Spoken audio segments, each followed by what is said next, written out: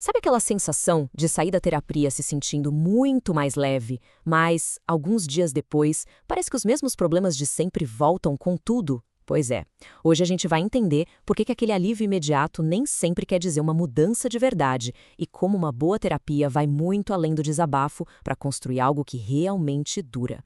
Essa frase aí pega bem no ponto. Será que a terapia pode virar só uma sala de descompressão? A gente vai explorar essa linha bem fininha que separa um alívio que passa rápido de uma transformação de vida de verdade. E para a gente entender essa jornada, vamos seguir um roteiro aqui com 5 passos. A gente começa vendo a diferença entre alívio e mudança real. E termina lá na frente entendendo como construir as atitudes que formam a saúde mental de fato. Vamos nessa? Ok, primeiro ponto.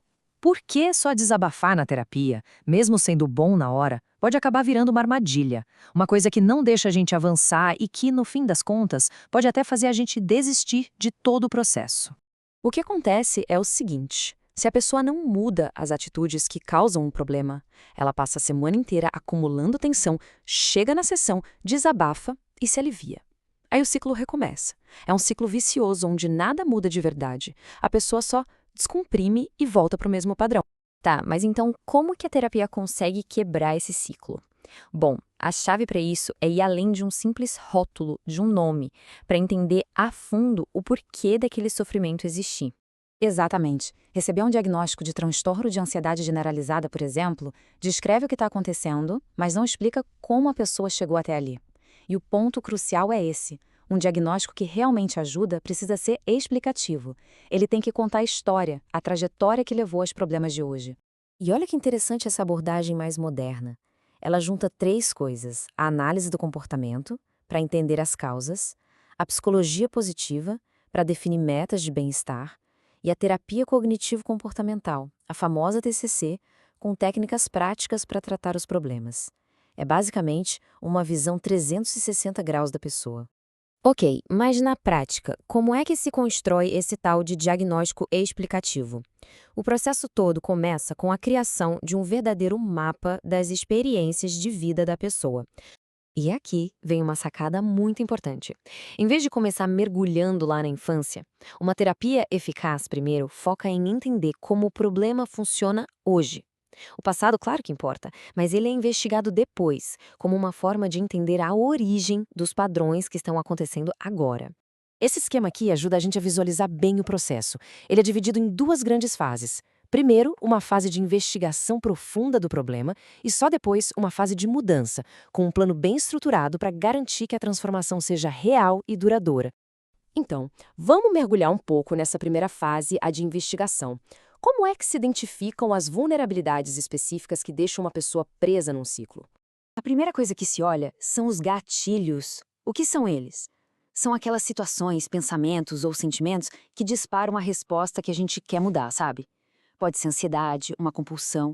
Identificar esses gatilhos é o primeiro passo para começar a ter controle. Mas o ponto central mesmo, a vulnerabilidade mais importante, é o que se chama de déficit em habilidades psicológicas. Em outras palavras, o que está faltando? Quais ferramentas a pessoa não desenvolveu para lidar com a vida? Identificar isso é o que vai definir todo o caminho da terapia dali para frente. A ideia é a seguinte: todo excesso, toda atitude que causa problema, na verdade está mostrando uma falta. Por exemplo, comer compulsivamente quando se está ansioso. Isso é um excesso, mas o que ele revela? Uma falta, um déficit na habilidade de regular as próprias emoções. O foco da terapia, então, é construir essa habilidade que está faltando. Beleza, se o foco é corrigir essas faltas, a gente precisa se perguntar: o que, afinal, significa ter saúde mental? E aí o objetivo da terapia fica muito mais claro, né? Não é só tirar o sofrimento, é construir, tijolo por tijolo, as habilidades que a pessoa não tem. É criar uma base sólida para um bem-estar que seja genuíno e que se sustente ao longo do tempo. Mas que habilidades são essas, afinal? A gente está falando de coisas bem práticas, tipo imunidade social, que é saber blindar a autoestima de críticas, autocontrole para lidar com impulsos, resiliência para se levantar depois dos tombos da vida. São ferramentas reais, não é só sobre aliviar um sintoma. E com isso a gente chega no ponto principal de tudo. O trabalho de verdade não acontece só naqueles 50 minutos semanais no consultório.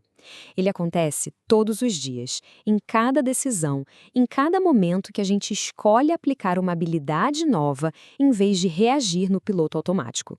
E tudo isso leva a gente para uma reflexão final. Fazer terapia é um evento que acontece uma vez por semana ou é um processo que se vive todos os dias? A resposta para essa pergunta é o que separa um alívio temporário de uma mudança para a vida toda.